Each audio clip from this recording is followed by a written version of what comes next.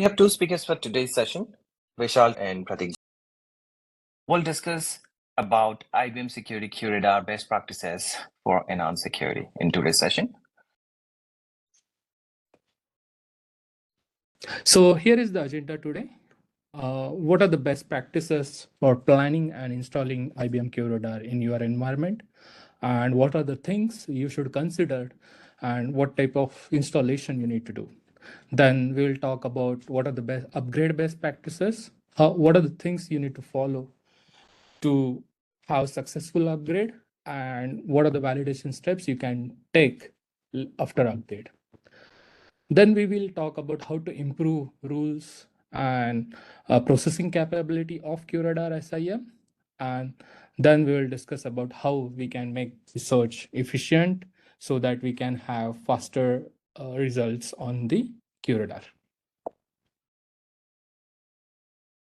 So for under planning IBM QRadar SIM deployment, few things you need to consider are QRadar architecture, what type of architecture you will be using, how you will place your console, event processor, and event collector in it. What is the deployment type you have to choose, whether it is all-in-one deployment or a distributed deployment, whether you need high availability to have redundancy, and what is the installation type you can consider. There are multiple installation types available. Then whether you need app host, and what is the data retention and backup strategy you need to apply. Then under QRadar architecture, let's talk about the components we have. Then we have QRadar console, which is used for hosting web server, and it provides user interface. QRadar users work on the UI to see real-time events and flows. Then they can run searches, they can go through offenses, asset information, and they can perform administrative tasks from QRadar console. Later, we have event collector, which is responsible for collection of events and then pass them into QRadar format, which process is called normalization. Then it coalesces the event and sends to event processor for further processing. Then we have event processor, which is capable of collection of events as well as processing them. It can also process the events from other event collectors. Then it will pass the events through custom rule engine, which in turn process the events and run the rule responses like or generating offense, sending email, taking action on reference sets, sending notification on UI, or running custom action script. It also stores the data, event data on box in payloads as well as records format to search later. Then we have flow collector, which collects the flows from network span or tap port. It also collects the external flow-based data sources like NetFlow, JFlow, or SFlow.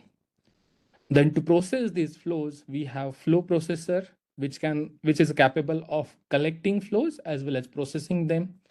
And it stores the flows on the box and which later can be used for searching. If we would like to increase storage or processing capability of event processor, flow processor, or all-in-one box, we can use data node. It also helps us improve the search speed. We can talk about data node in future slide later. Then we have app host, which is a dedicated managed host for running apps with extra CPU, memory, and CPU without impacting the console processing. Now, what are the things we need to consider while choosing the deployment type? Then we have to talk about what is the deployment size, how many number of endpoints you are going to connect, what is the EPS or FPM you are ingesting to it, whether we have proper internet connectivity, what is the storage or retention period, whether that much storage is available on the box, and where are we going to host the apps. Now here in the diagram, you can see it is an all-in-one box with where we users can access console and all the endpoints are connected to console directly, which collects, process, and generate offense and also host apps. For example, we have appliance M6 appliance 3105, which is capable of processing 5000 EPS and 2 million FPM. This is preferred for small deployment. Now, if we have such deployment, when will we need the event collector? In case data collection requirement increases and it crosses the capability of all-in-one box, in case we need to collect events from a different location, and instead of opening ports between all endpoints to the console, we can have one event collector placed in that location, which will collect the data from all the endpoints and send it to console. Or if we are monitoring larger or higher rate packet based flow sources. So this is how the deployment look like, where all the endpoints will be sending events or flows to event collector and flow collector, and which will send to console.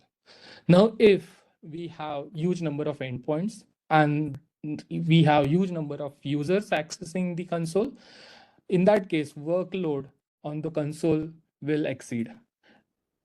Then we need to to to to balance that load. We can add event processor. Also, it will provide us with extra storage where we can store all those events on separate boxes. Later, in case we need to increase the storage capacity of those processing units and improve the server performance, we can add data node.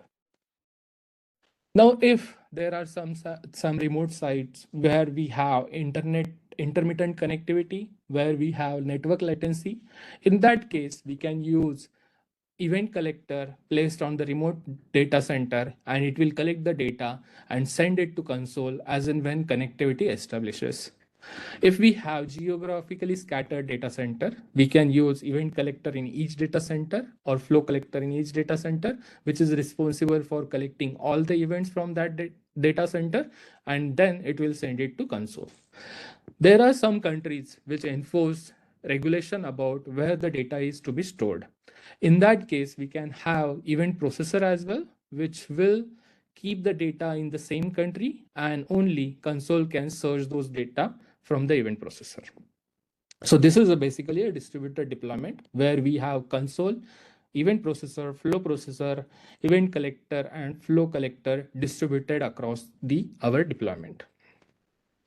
Now, when to consider high availability? So basically, high availability is where we have active standby configuration. If one of the hosts goes down because of software or hardware failure, power supply failure, network failure, or any operating system failure, or management interface fails, then it will become offline, and it will make other system active so that we can have it available to users to use, to perform searches, to perform to where offenses are generating and events will still be processed. We can also do manual failure where secondary system, in case there is a maintenance required on primary system, we can failure to secondary and then get the maintenance activity done on primary, and still we will not have more downtime. Now, what are the things we need to consider while adding the HA? Now, first, you need to have valid activation key for the secondary host. Then the version on primary and secondary host should be the same. Under IP addressing and subnet, primary and secondary IP should be part of same subnet. Interfaces name should be the same. Interfaces on primary should not be greater than that of secondary. Then under bandwidth, we need 1 Gbps bandwidth between primary and secondary host. If secondary is part of different WAN, then we need latency less than 2 milliseconds. Under appliance requirement, we cannot add the secondary to HA if it is part of another HA. Then storage size on the secondary should be greater than that of primary. Also, /store and /transient partition size should be on secondary should be greater than that of primary. We can also add HA for where we are using offboard storage. So the requirement here is, so we should be using supported external storage, and we need to configure this offboard storage first, and then we can need to create HA. 1 Gbps connection between HA host and external storage is required. Now, these two hosts will be doing DRBD sync in between them. So to isolate the DRBD traffic from the event and flows traffic, to improve the bandwidth of event and flows traffic, we can use a crossover cable between 10 Gbps ports of the appliances. Now let's talk about installing the QRadar. So now once you install QRadar console, you get default license of 5000 EPS and 2 million FPM for 5 weeks. In case you have purchased the license, you need to install or deploy it on the console once installation is completed. We need to have 100 Mbps bandwidth between console and all the managed hosts if we are having 10,000 plus EPS to function the deploy changes and replication properly. IBM has strict policy against using third-party RPMs or third-party softwares on the QRadar's installation, and it may cause your deployment or QRadar to be in unsupported state. So do not install any third-party RPM. QRadar is installed on robust Linux server. It is not multi-user or general purpose server. We have built-in firewall and we use secure authenticated access. So no need to install antivirus or anti-malware agent on IBM QRadar installation. So you need to go through CPU, memory, and IOPS requirement from the documentation and understand how much EPS, how much FPM you can ingest to any IBM QRadar managed host uh, with the required CPU, memory, and IOPS. Now let's talk about installations. Now we have 4 type of installations. QRadar appliance, this is basically appliance which you purchase directly from IBM, and IBM is solely responsible for software and hardware maintenance of these appliance during the supported maintenance period. You can check for the hardware capability and configuration of each appliance in the documentation.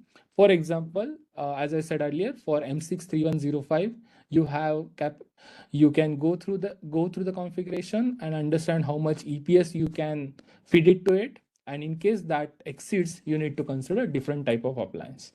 Now you can do the QRadar installation on your hardware as well. In that case, you need to configure your own RAID.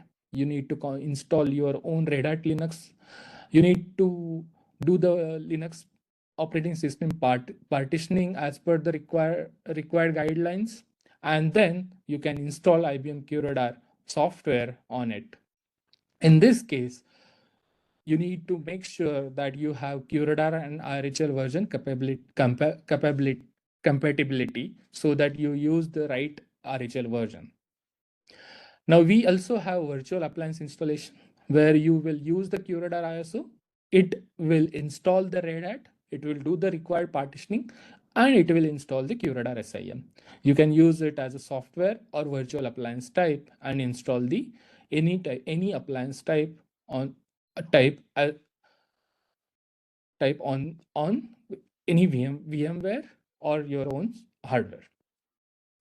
Now we also can install QRadar on any cloud. So these are the cloud platforms where you can install QRadar. We have QRadar images are made available in the marketplace. So you can use those images to install on Amazon Web Services, Google Cloud Platform, or IBM Cloud, or Microsoft Azure, or Oracle Cloud. All the latest images are made available for use. Then let's talk about app host installation. So customers started using multiple apps and console was not enough to handle all those apps. And hence we needed extra managed host so that it can host resource intensive apps like UBA, ML, and it provides dedicated CPU, memory, and storage for apps. It also supports high availability. So in case you are going to use multiple apps and also the apps like UBA and ML, you should consider adding app host in your deployment. Now let's talk about data retention and backup strategies.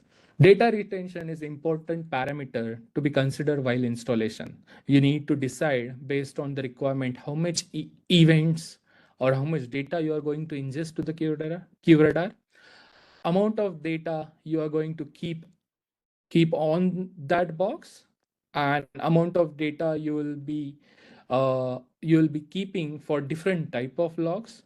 If you can add different retention period for different type of logs, what is the storage availability and what is the retention period, so you need to calculate that and decide how much retention you can keep with available storage. Also, amount of indexing you are going to enable impacts your storage as well. So you need to consider, if you enable any type of indexing, it is going to increase your storage requirement. We should keep the data backups and config backups. Data backups holds event and flows data, which is it is taken daily, and we have config backup which holds configuration of QRadar, so that you can later restore it on any other QRadar console or the same console in case of failure. We also take apps backup, so where which can be used to restore apps configuration or apps data. So by default, retention for backups are 7 days. So hence you should be moving these backups periodically on external storages so that you can use those later.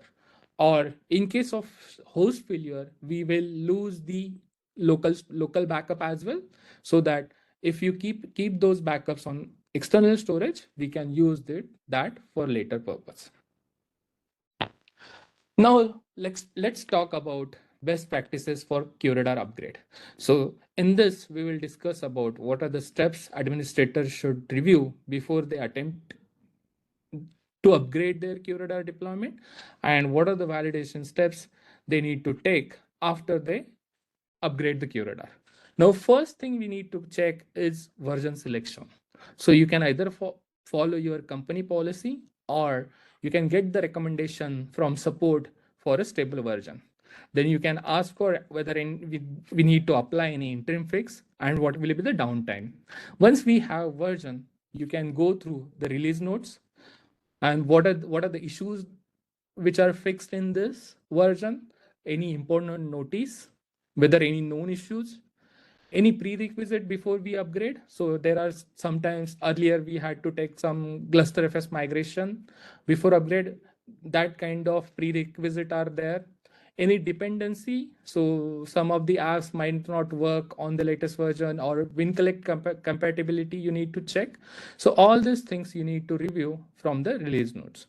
Then you need to check your inventory, identify what all managed hosts you have, identify how many console, how many ep ec you have, ha, any of them is hardware, app host, whether we have direct access to them, whether we have all the passwords ready with them, whether network connectivity is intact, whether any of the host is not available on network, any dependent integration, like if you have done SOAR integration or storage integration. So you should have inventory ready, so that it should be handy while during the upgrade.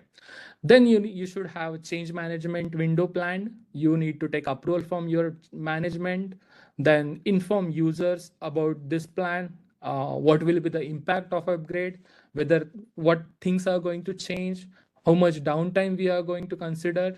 All these things needs to be conveyed to all your users and your management. Then we should go through customized configuration, which we have done. Check if any third-party software is installed. I mean, this check should be done by administrator before upgrade, because if there are any RPMs, third-party RPMs are there, your upgrade might cause issue. Any customization is done, so take the backup of those customization. What are the configuration you have done, if any scripts you are using, if any special jar or interim fix given to you by support. Take the backup of static routes and have it ready, so that you can verify these things after upgrade. In case you are using hardware appliance, check the hardware errors and check for firmware upgrade as well for that hardware.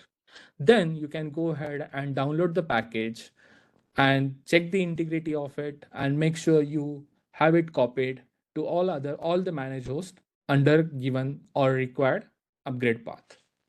Check the application version as well. Check if all the applications are on latest version, whether they are supported on new version. Take the application backup as well. And also, along with the application backup, you should take the configuration data backup and make sure that you keep it available on external storage in case of any failure.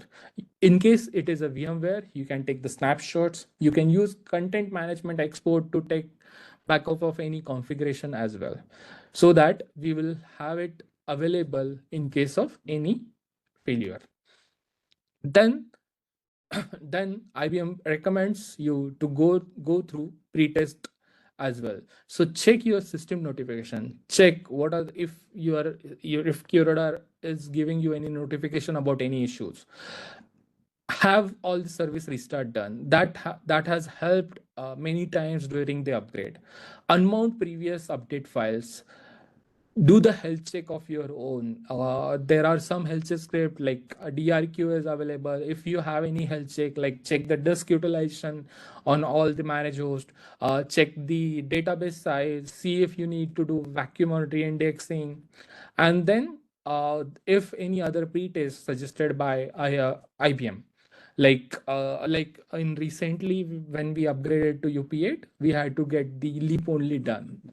Then you can run installer-t, which will basically run the pretest, and it will help you understand or identify the issues which we could face during upgrade and get those resolved with help of support. Once all these things are done, then you can go ahead and do the upgrade. Now while doing the upgrade, you need to decide what is the upgrade order. You need to upgrade console first, then event processor, and then ECs. If you have multiple event processor, you can concurrent if you check if you can concurrently get those upgraded, whether we are going to upgrade sequentially. And in case if you face any issue during upgrade, you need to involve support team. Now whether if support team manager if that issue gets resolved, then you can go your upgrade gets completed and you can proceed with validation. Now in case there is a failure or you need to roll back to previous version by either rebuild or reinstalling and restoring the configuration or snapshot restore, you need to be ready with plan B as well, where you will explore all these options. Like in case of failure of upgrade or in case we hit the dead end, how we can roll back to our working system. So go through rebuild procedure, go through when how we can reinstall or restore the configuration, how we can get the snapshot restore done. All this plan B should be also explored before you plan upgrade. And in case you go back to previous version, then you can replan the upgrade by following same steps. Now, once upgrade completes, so what are the validation steps you need to take? So on the user interface, check if deploy changes is working. All the users, local or remote users, or users which are connected through LDAP or authenticate any authentication you're using, check if all the users login are happening. If you can see real time streaming, check if it is showing any notifications. Check manage host status, like check the status in the system and license tab, check the HA status, check if data balancing is working, check if all the services are running on the managed host. Then under ingestion, you can check whether ingress service is running. Check if all we have push, pull, or cloud integration or app integration for ingestion. Check if all these types of log sources are reporting. So there might be case that we have push log sources working, but pull log sources not working. So you should go through all the log sources and identify if all the log sources are reporting. Then check if offenses are getting generated, searches are happening properly, if there are any performance issue. And if rule responses are working, in case you have SOAR integration or any integration with third party that is still intact, all these things need to be checked. Then also confirm if you can export the search reports are getting generated and getting sent out. Check if your customized whatever the customization you have done that is intact. If not, then restore those. Check if all the app status, if all the apps tabs are showing up, and whether data and configuration all on the apps are fine. So in case you face any issue related to these things, you can get the support ticket raised and get the help from support team to get those fixed. Yeah, this is all the best practices I wanted to discuss.